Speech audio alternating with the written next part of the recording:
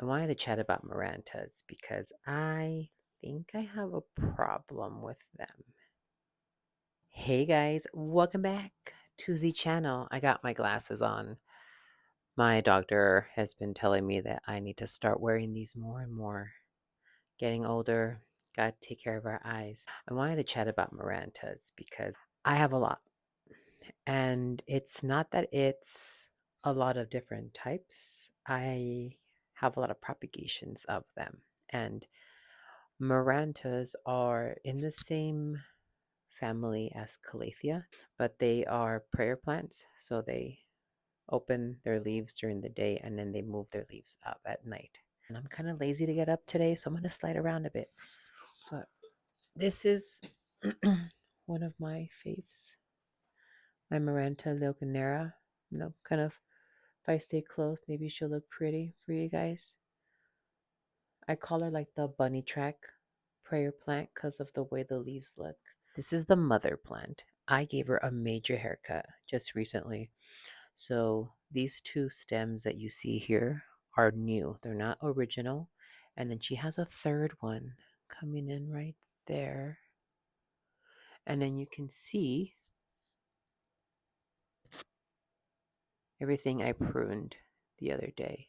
She was massive. She had a lot of hair, but she wasn't producing large leaves. What I think happens is if you train them to grow up, they start to produce smaller leaves. You see all these supports I have on this silver band here? I put these acrylics because she was like flopping down a lot. And I noticed that since I've been doing that, she started to produce smaller leaves. And she's in a new, this pot is bigger than what she was in. So I don't think it's a root issue from what I've seen with her. She still has plenty of space. I don't see any roots or anything on the bottom. And she doesn't feel compact. And I water her normally, so she doesn't have any issues with watering. But she's giving me smaller leaves because I think she's on supports. So what I'm gonna do, I'm gonna wait for her to maybe start pushing out large leaves like that one that's right there and see what happens. And I have noticed that she has lost a lot of her pattern. I think it might be a lighting issue. Maybe it's too much light, so she's not producing as much. But if anyone knows, like specifically with these, why that happens, leave a comment below and let me know. I'm very interested in learning about specifically with these silver bands because just look at that. You see that? The difference there with the rest of the leaves? Like they don't have that very intense difference. I don't know. Maybe it's me. Maybe I'm crazy. See, one of my other ones is this lemon lime. I really like lemon limes. So with care for these, I found them really easy to care actually. Get yourself a humidifier. That's the most important thing. You get yourself a humidifier. I water these when they're, I would say about 25% dried out. A good way to know is they will tell you if they're drying out is if their leaves start to kind of curl in on themselves. I would say don't let that become your way of knowing when to water because that stresses the plant. Give it a good soak. Like soak your plants, let the water drain through, but make sure that they absorb water. That way you can make sure that the root ball is properly soaked. And then I have a red vein Maranta. I'll grab her over here. Let's see. I mean, okay, it's probably easier. But see the leaves on this one? Very similar to lemon lime, but they're red and green. This is probably one of my favorite Marantas because of the color contrast of the leaves. Like naturally, this is what they look like, and the underside is red. Like it's awesome. And what I like is when the light hits it, you don't see the red, but if I shift it, you see the red kind of showing up. That's really cool. They bloom. This one's been producing leaves for me. I know I was talking about I have a lot of cuttings. Look, I do. Like from that silver band, here's a cutting prop. This one has 4 different cuttings that rooted. They look the same, but I have another one. I'll show you both so that you guys don't think I'm like just showing you the same plant. See, these are the same from the mother. Do some B-roll and I'll put it over as I talk, but I have a few that I've been propagating and I've been giving them away to friends, and my friends absolutely love them. They've been so easy to care for, easy to propagate.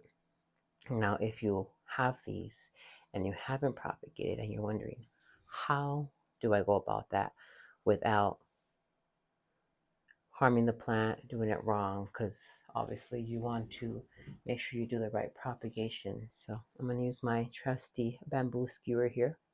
And what you want to do is you're going to want to go ahead and you want to cut in the internode space. So it's going to be the space that's in between the different nodes. And you'll see that sometimes the node spacing looks tighter in some plants than others. The more light a plant gets, the tighter the space it is. So if you ever have a plant that's kind of leggy, sometimes that means it's deficient in light and needs more light. So that's one of the things that you'll probably notice if you have Marantas.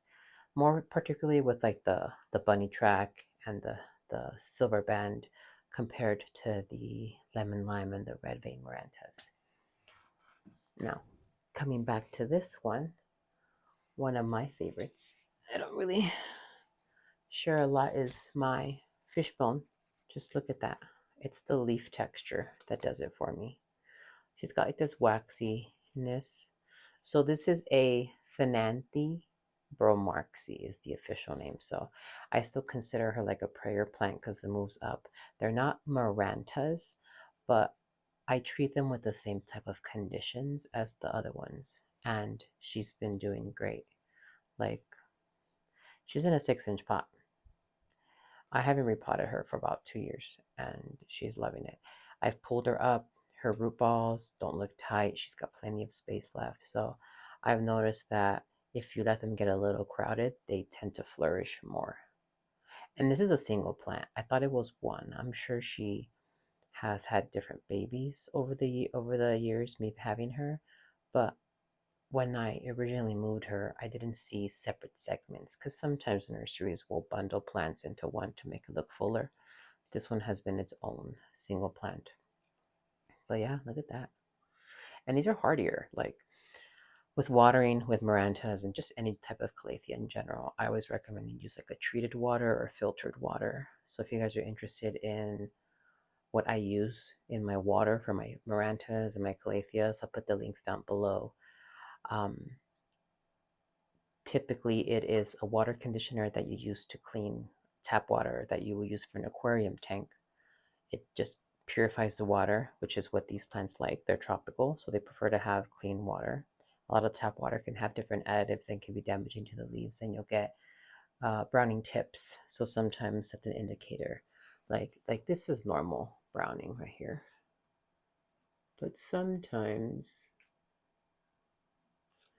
you'll get like a lot of browning edges and crispy edges, and that's kind of a sign that the either has not enough humidity or you need to add something to your water.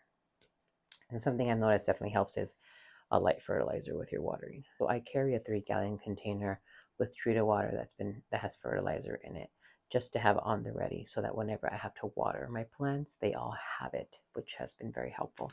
This is my Calathea Peacock Mayokana.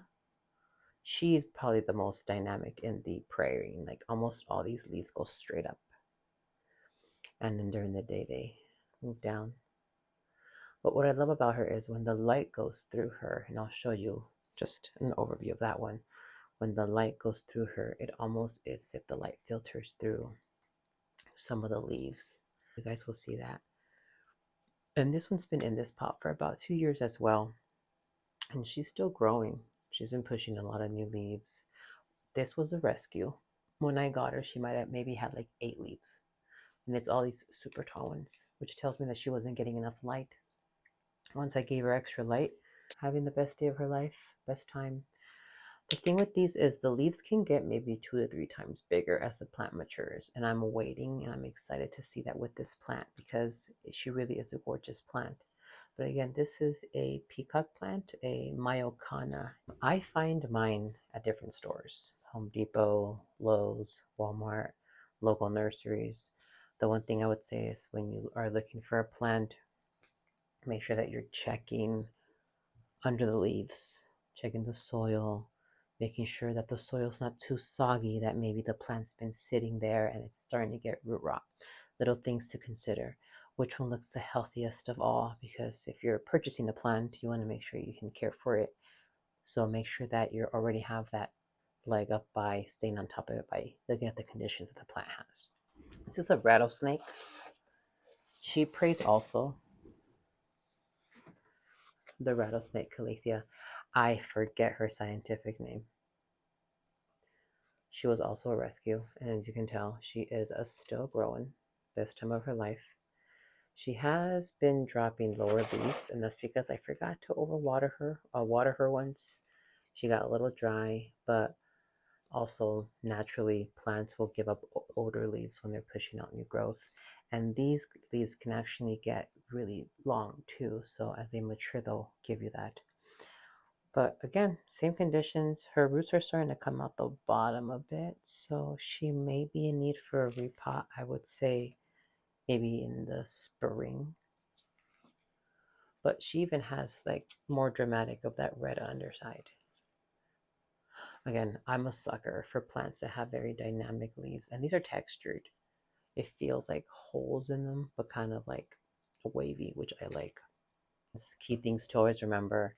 My biggest tip, just in general with plants, is get yourself a humidifier. The humidifier has been the one thing that keeps my space in a nice range because you run your air, you run your heater, you open your windows, you'll let air in and out. So your humidity will fluctuate. What matters is that you stay within a consistent range. And for me, it's been about 40 to 60. I probably sound like a broken record if you've seen my other videos talking about that, but that's been a sweet number for me. Humidifier, probably a key thing. Make sure your water is treated with a water conditioner and it has a light fertilizer. Make sure that you water when it's about 50 to 25% dry. That's where I've been. The soils I've been using, regular potting soil is fine. I would add a little extra perlite if you want. So in editing the video, I realized I forgot to talk about light levels. Now, light with Marantas and Calatheas is pretty straightforward. They don't like direct sunlight. They're sensitive to that. They tend to grow under canopies of trees. So a little bit of direct sunlight in the morning is fine, like an hour. After that, keep them under a bright and direct space. I have a lot of bright lamps here in my space, like these here, and that's perfect for them. You can use lights like that. But that would do it for me. I appreciate you guys. If you guys are interested in seeing any other of my content, I do have links to my other socials below. And I will see you guys on the next one.